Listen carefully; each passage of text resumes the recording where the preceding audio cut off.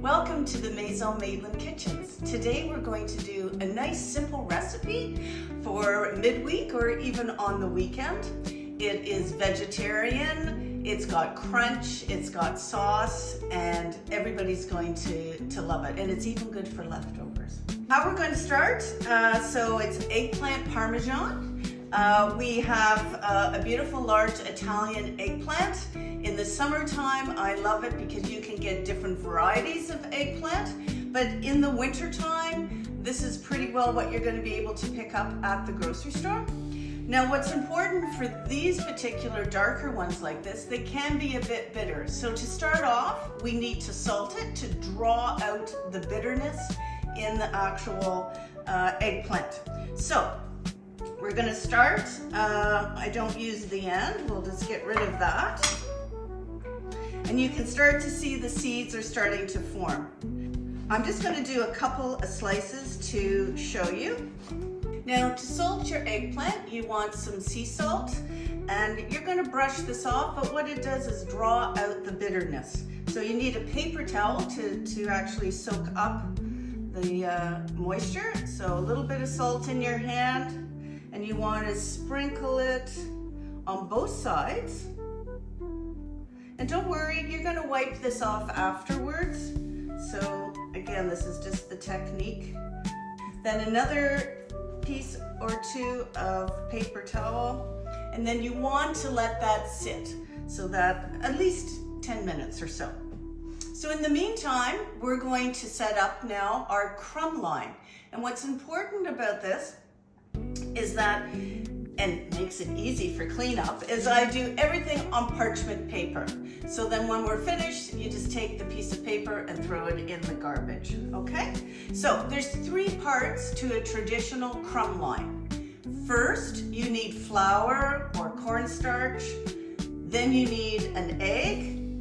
And then you could add a little bit of water or hot sauce to that. And then the third step is the harder crunch coating.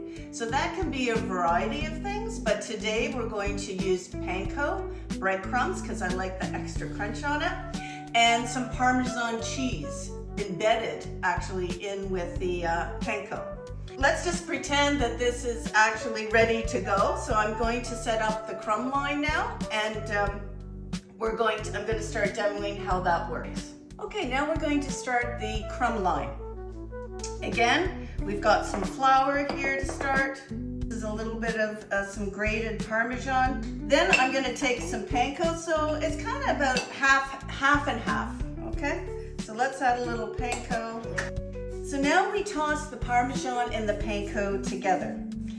If we didn't have the Parmesan in here, I would want to add a little salt, but that Parmesan is going to give us that kick. You can add a little black pepper if you like. Just make sure it's well mixed, okay? Then we have an egg. Just a little bit of water. So this just acts as the glue, actually, for the crumbs. Once it will have taken a little bit more moisture out, but I just wipe off the extra salt. I like to keep one hand dry and the other hand if it has to get mucky. So I find using a fork works the best with this though. A little tiny dusting of the flour. Then we're going to do the little egg wash. Really have to let that drip off so that it doesn't get too mucky. Because if you don't, then this crumb mix will get too soggy. Okay. So then you plop it down on there. Then I like taking the fork and just doing a little cascade on top and just punching it with the fork. I just turn it over again, another little push like this, any excess, and then we put it on our plate. So you're going to do all of those like that, and then you're going to put the plate and just let it sit in the fridge to harden up, okay? Because dry is your friend when you're going to actually do the frying. You want it nice and dry so that it'll crisp up more. Now we're going to do a very quick tomato sauce. This is something that's very versatile. You can make a big jar of it, keep it in your fridge for a week or so, use it as a base for a homemade pizza, a number of things. So I usually have a jar always on the go because it's nice to have that done with and be able to use it in so many applications. So the trick is with this is you want to use as a part of your base is passata, which is strained tomatoes. So I like buying it in a jar like this. It can be from Canada or Italy. This one is from Italy. But what I like about this is usually it's just a little bit of salt in it and that's it. And again, if you don't use it all, you can at least put the lid on and be able to keep that nice in your fridge. Besides the base of the passata, we have some vegetables here that we start to fry. Now we're just trying to get these soft. We're not trying to caramelize them, but it gives us the basis for what the sauce will be. So in that category, we have onions, we have garlic.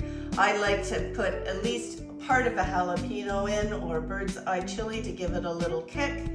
And when I'm using fresh tomatoes during the winter months, I like to get these, they're called cocktail size. I find them they're the sweetest. You can get Ontario grown tomatoes at this size. And they're versatile, so you can cook with them. I eat them with just for a plain salad, etc. So that's what we're going to use today, so that you have a little bit of the sauce, but then you have some fresh tomato in it as well. So it's light. It gives it a little bit more interesting flavor. And of course, we have to have some red wine as well that goes into it. So the actual process is you start with the onions in your fry pan, with a little bit of olive oil, add the garlic and your jalapeno, let that just soften up a bit, add your tomatoes and your wine, let that reduce a little bit, and then add your passata, obviously, and some salt and pepper. Now, when it stews down after quite a while, you get this kind of consistency. And this is what we're going to use today.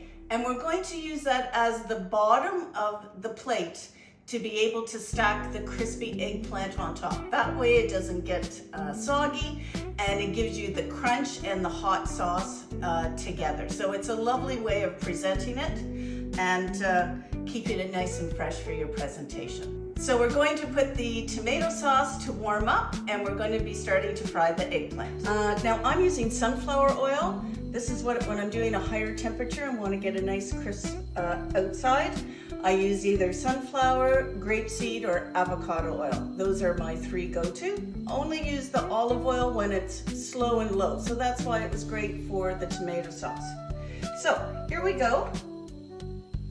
I'm going to place, we can get all three in here.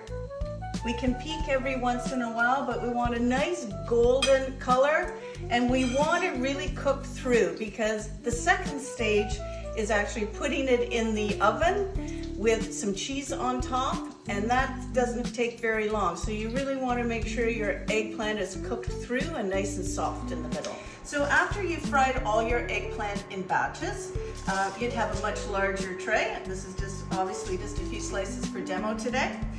You want to put your cheese on top. Now, traditionally, what you would do for eggplant Parmesan is to actually do some slices of parm and put it on top.